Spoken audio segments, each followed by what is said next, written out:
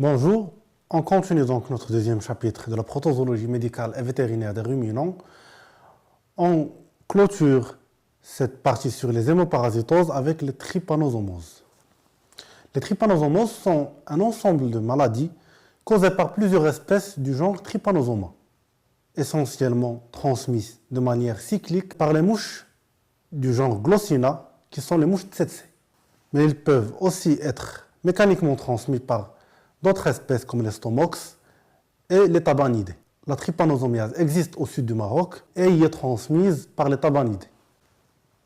Les trypanosomiases sont des protozoaires flagellés fusiformes. La coloration sur frottis permet notamment de visualiser un noyau qui est central et un point postérieur duquel part le flagelle, d'où son nom de kinétoplaste. Le flagelle part en avant, soulevant la membrane ondulante qui constitue la partie antérieure du trypanosome. La taille du trypanosome varie 12 à 42 micromètres de long et 1,5 à 3,5 micromètres de large.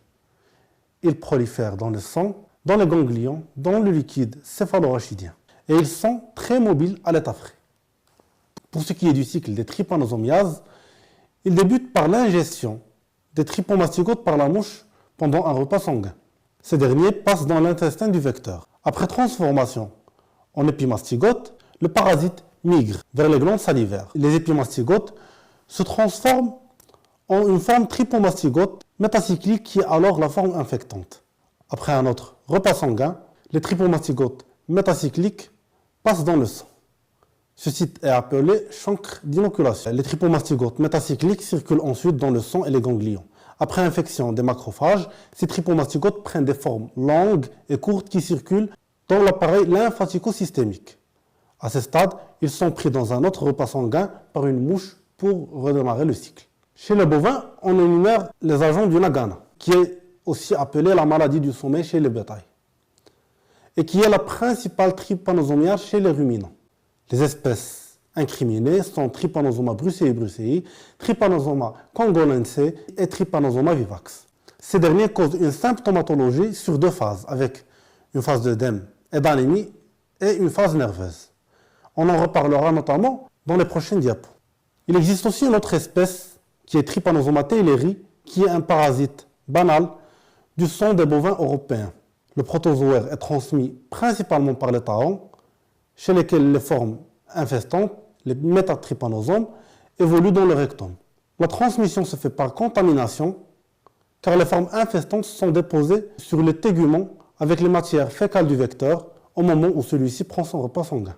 Les métatrypanosomes pénètrent dans l'organisme par la plaie occasionnée par les vecteurs telmophages.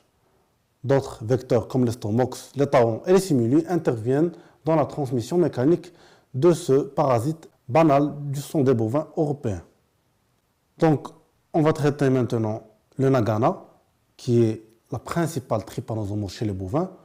Elle a comme vecteur un insecte de la famille des glossinés qui est la mouche tsetse. C'est une mouche hématophage d'Uirn qui vit dans les pays tropicaux africains.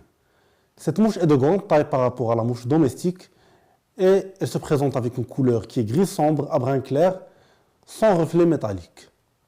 Donc pour ce qui est du tableau clinique de la Nagana, à l'endroit de la piqûre se développe un chancre et on a une réaction inflammatoire locale. Après une incubation qui dure une semaine, il y a une infection systémique, d'abord lymphatico-sanguine, avec des symptômes généraux comme les œdèmes, une chute de poids, une faiblesse. Puis après le passage du trypanosome dans le système nerveux central, on a une méningo-encéphalite et donc on a une symptomatologie nerveuse avec une ataxie et un état d'inconscience. Il est à noter que certaines espèces de bovins sont trypanosomo-tolérantes, notamment les espèces rustiques locales et les antilopes sauvages. Il est à noter que l'infection est chronique chez les ovins. Le diagnostic clinique et épidémiologique se base sur une présence du cheptel dans une zone à risque, avec notamment la prolifération des glossines, couplée à la présence de signes cliniques développés au fur et à mesure de l'infection. Pour confirmer le diagnostic, on observe par microscope optique les stades sanguins après enrichissement. On peut aussi utiliser la PCR et l'ELISA qui sont très spécifiques. Les médicaments de choix sont l'acéturate de diminazène à une dose de 5 à 10 mg par kg de poids corporel pour voie intramusculaire. On peut aussi utiliser les dérivés de la phénantridine avec le chlorure d'omidium à dose de 1 mg par kg de poids corporel par voie intramusculaire et l'isométamidium à dose de 0,24 à 0,5 mg par kg de poids corporel par voie intramusculaire aussi. Il est à noter que ces deux derniers ne sont pas présents au Maroc. Comme mesure de prophylaxie de lutte contre les glossines, on peut utiliser des pyréthrinoïdes pour imprégner des écrans pièges contre les mouches vectrices de la maladie. À ce jour, aucun vaccin n'a été développé contre cette maladie. Les écrans pièges ressemblent à l'image représentée dans ce schéma. Voici donc pour ce qui est des trypanosomes.